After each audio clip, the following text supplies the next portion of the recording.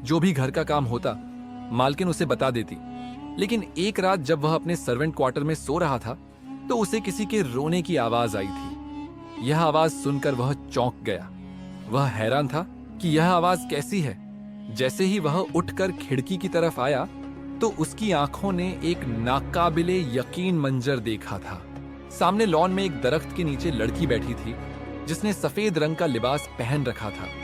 घुटनों में मुंह छुपाकर वह रो रही थी। रजवान इस लड़की को देखकर हैरान रह गया। वह हैरत ज्यादा था कि यह लड़की कौन है और क्यों रो रही है, क्योंकि रात के वक्त उसके रोने की आवाज गूंज रही थी। फिर रजवान का दिल बेचैन हुआ और वह अपने सर्वेंट क्वार्टर से बाहर आ गया। लेकिन जैसे ही उसकी नजर उस दरख्त पर पड़ी तो वह हैरत से दो चार हुआ था, क्योंकि वहां कोई लड़की नहीं थी। क्या वह लड़की यहां से उठकर चली गई है? लेकिन आखिर वह लड़की क्यों रो रही थी? उसका दिल बेचैन हो गया था। उस बंगले में मालिक मालकिन के अलावा कोई लड़की नहीं थी। बाद में उसे पता चला था कि मालिक के दो बेटे बाहर मुल्क जा चुके हैं, वह भी पढ़ाई करने के लिए, और इस घर में सिर्फ वह दोनों ही रहते हैं। लेकिन आखिर ऐसा कौन सा राज था जिसके बारे में वह आदमी उसे कुछ अजीब सी बात कर रहा था?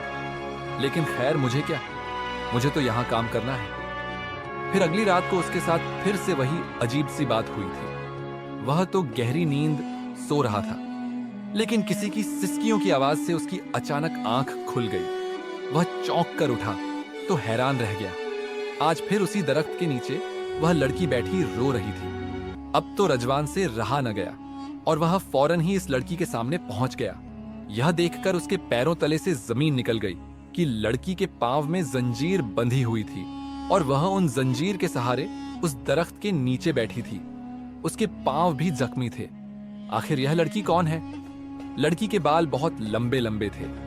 फिर रजवान उसके सामने बैठा और बड़ी हमदर्दी से कहने लगा, कौन हो तुम और क्यों रो रही हो? लड़की ने एकदम से सिर उठाया था।